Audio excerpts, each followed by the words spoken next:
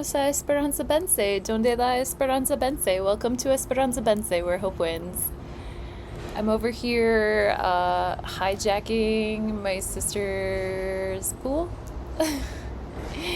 Because nobody's here. Nobody's saying TT, TT. No offense, but like I can get stuff done sometimes when I'm like by myself. So I'm gonna get some exercise and maybe I'll post a video of that. I have like some weighted things that I can put in the pool and get in there and get grooving, get my blood moving. But today let's do our Quick Hits Tarot with Tarot de Maria Celia, one of my favorite all-time decks. I love this deck. It's based on the Marseille Tarot, which originally the Marseille Tarot was just the major arcana. But with Tarot de Maria Celia, we have 78 cards to play with and still that like sort of Renaissance imagery, right? So that's fun. Let's pull some cards, get into our vibes. July vibes, huh? Summer is summering, huh? Finally.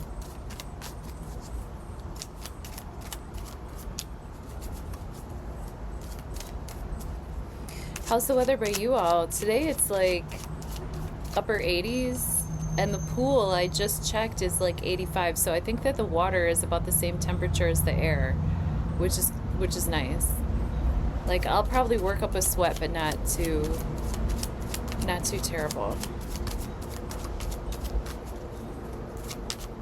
Usually when I get a jumper card, I know it's time to pray and play, but we haven't gotten a jumper card just yet. So let's just pray and play. Thank you for fine-tuning your free will and intuition with me.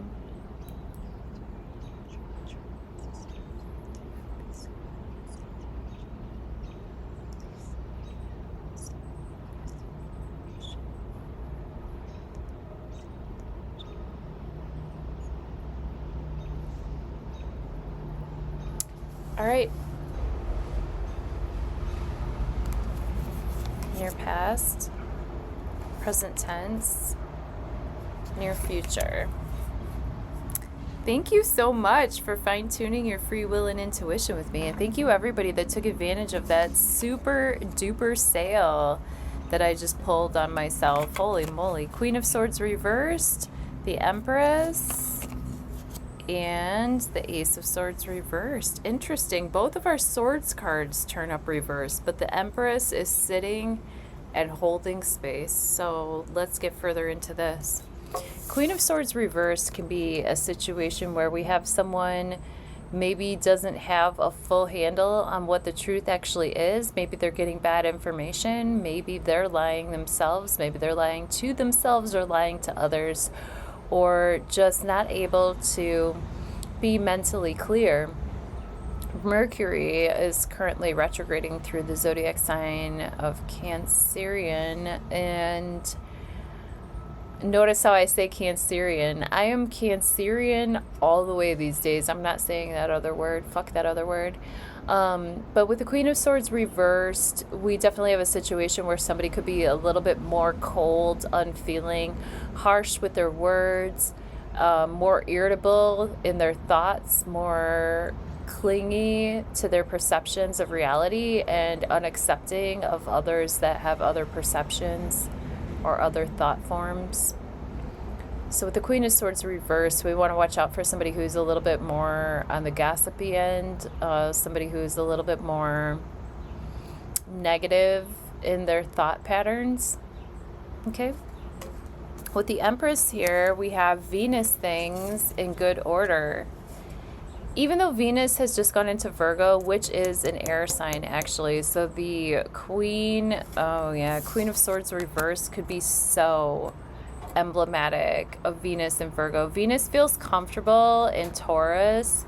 She feels comfortable as the Empress at home, doing things where she seeks comfort, where she has cushiness, where she has good fabrics, good linens. Everything is clean. Everything is abundant. There's no fear for flow.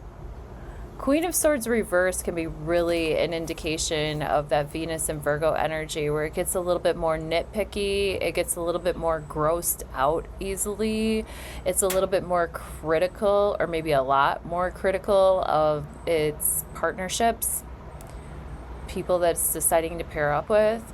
I think that could be the Queen of Swords reversed. The Empress represents Venus at home and in her glory. This is well earned. She's no youngster. She has established who she is, how she feels about herself, what she's investing in, who's investing in her, and how she gives back to her land and her community. She's sitting in her throne and she's comfortably comfortable because she knows that she doesn't have to get up and do things. She can tell other people to get up and do things. She's already earned that right. She protects all things Venusian, which means love, money, relationships, Libra. The Empress is always able to gently persuade. And with the Ace of Swords reversed again, this could be like that Mercury retrograde energy, that Venus and Virgo energy, where the details might be getting a little bit messed up. We could still be getting divine downloads from the universe, but we have to know how to channel those. If you're getting divine downloads every day, and like I have a client who recently divulged that he's getting so many downloads that it's literally affecting his life. It's affecting his life choices. It's affecting, and it's like, you know, at some point, don't we need to just enjoy this human experience? Like at some point, don't we just need to cut off certain thought forms and certain thought patterns and just understand that yes, we are under the guidance of higher forces, but as to the point where it becomes like literally physically uncomfortable, then we need to reframe our thoughts, in my opinion, because the highest form of spiritual alchemy, in my opinion, and the Ace of Swords is the beginning of the spiritual alchemy. It is the first like revelation, if you will. It's the first sort of reckoning. It's the first realizations. It's the first awakenings, the Ace of Swords. With the Ace of Swords reversed, we could be getting all these downloads and all these awakenings, but in real time, in real presence, how are we expressing this?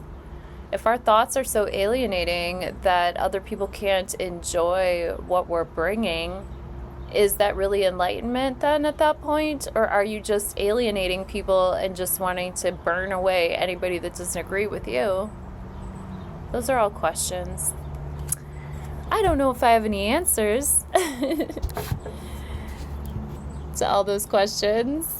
But I do have this imagery that helps us tune into our own free will and intuition, so that when questions arise, our gut and our compass is more aligned, so that even if we are a little bit unsure, we're a little less unsure, you know? So hit me up. You know where to find me. In the links in the description box. Stay tuned. We're going to talk about the tarot.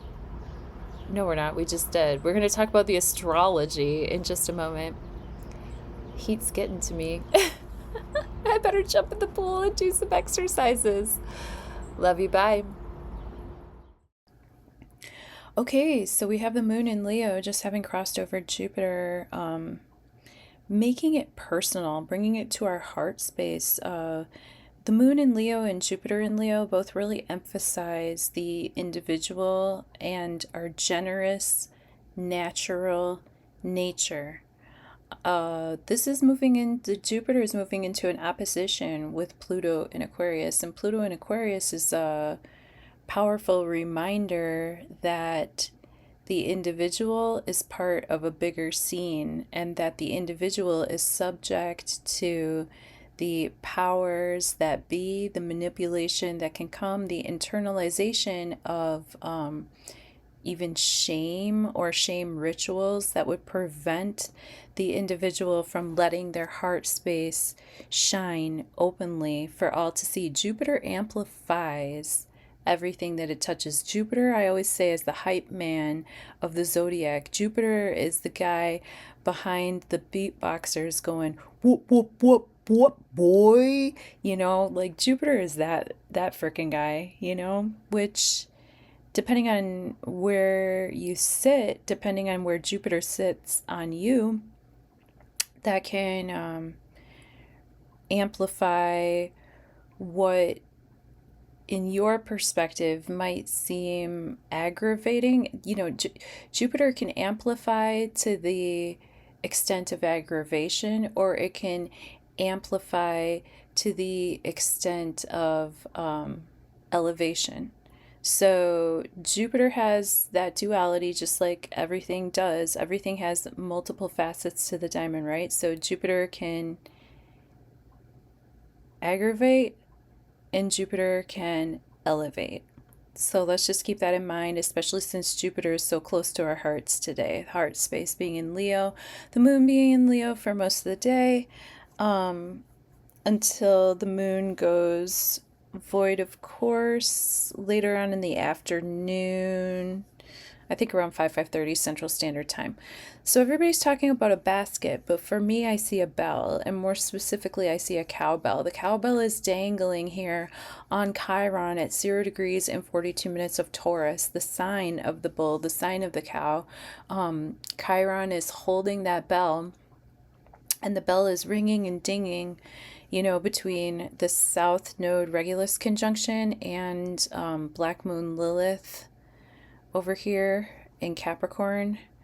And then we have Pluto, like I said, opposing, making that opposition with the moon and Jupiter, perhaps bringing up our fears of getting sucked up into the collective, getting sucked up into the vibe to the level that our individual nature, our inner child gets stifled or overpowered by the needs of the collective. I have, let's see, I have Uranus sextiling Neptune, sextiling Pluto, opposing Jupiter and the moon, sextiling back to Uranus. So the bell just keeps ringing and things go back around. But if you remember, the sound of ringing bells dissipates demons. The sound of ringing bells, sound is so important right now, I do believe. I think that Mercury is so strong in this chart, and the moon is sort of taking over, taking the mic. This moon in Leo is like picking up the mic and saying, hey, like, let me say that my emotions are going to be at the forefront. I'm going to speak my emotions into reality, and thereby with my magician hands, with my Mercury hands, which are very close to the sun that shines, which is where the moon and the sun right now are in mutual reception, you know? The moon being in Leo's house, the house of the sun, and the sun being in Cancerian zodiac, the house of the moon. So we really have a lot of agreement going on in this chart as far as our personal magic is concerned. And if you look towards Chiron, you can almost see a 5-pointed star at the top of that chart. So everything is pointing to, you know, face the ick. Face Chiron, face the ick, face what hurts. Be honest with yourself about things that hurt, even if you're not vocalizing it to others, because with the sun and Mercury being in the 12th house of this chart that I pulled, you know, that might be more internal.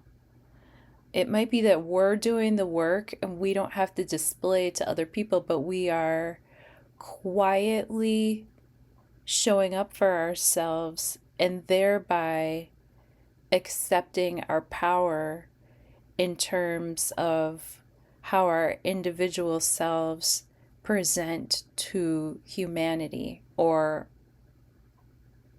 our individualization being at a powerful opposition point to the rest of humanity, that rebellious nature, that speaking up for the tribe, that protecting your cubs. Okay? Think of a lioness. I think that's all I want to say for now. Of course, you'll let me know in the comments if and when I miss very important aspects. If you don't tell me, I'll tell myself. Check the comments. We have timestamps below. Grab yourself a private session, a full price private session, which is still a very reasonable way to fine tune your free will and intuition. Love you.